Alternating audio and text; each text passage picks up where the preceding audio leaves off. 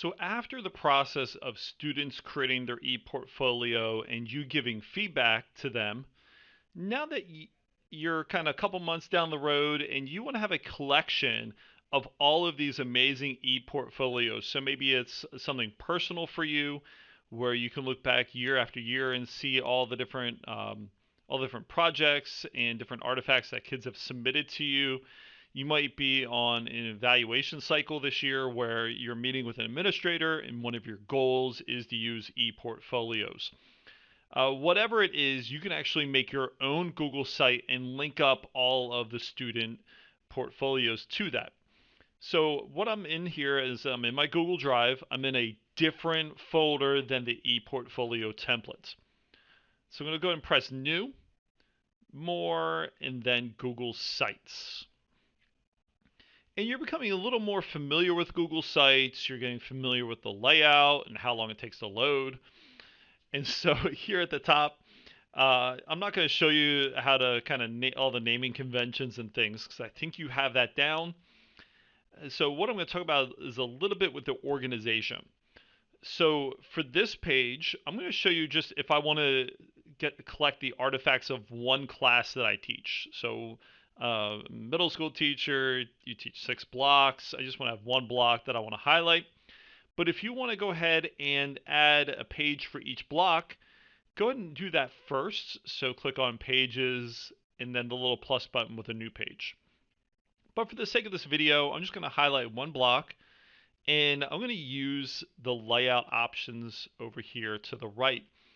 And so the one that I'm going to choose is the one with the 4 pictures. And when I click it, it adds 4 pictures and it goes click to edit the text. It's really a fun tool because what you can do is if you have pictures of your students, you can go and hit that little plus button. You can upload pictures and just remember to make sure that they're in the .jpg format or PNG versus that .heic that the iPhone really loves to create now. But you can add pictures of your students. But underneath here, what I'm going to do is I'm going to double click and add in my first student. So my first student is Bill Peterson. And now what I'm going to do is after I type the name in is now I'm going to add a link to that text with the student's ePortfolio. So I remembered that I created a Schoology assignment for that where all the kids have submitted theirs. I'm going to go ahead and click on the student here. And underneath the student's name, there's a little drop down here. I can see all the different revisions. So I'm going to revision 2. This is one I want. Going to go and click on my ePortfolio to find the student's ePortfolio, and it's there, ready to go, just as I remember it. So I'm going to go ahead and highlight the link, and I'm pressing Control C on my keyboard, but of course you can always right click and do copy. I'm going to go back to my teacher portfolio. I'm going to go ahead and highlight the text. So I just double clicked on the first name and I just kind of drug across.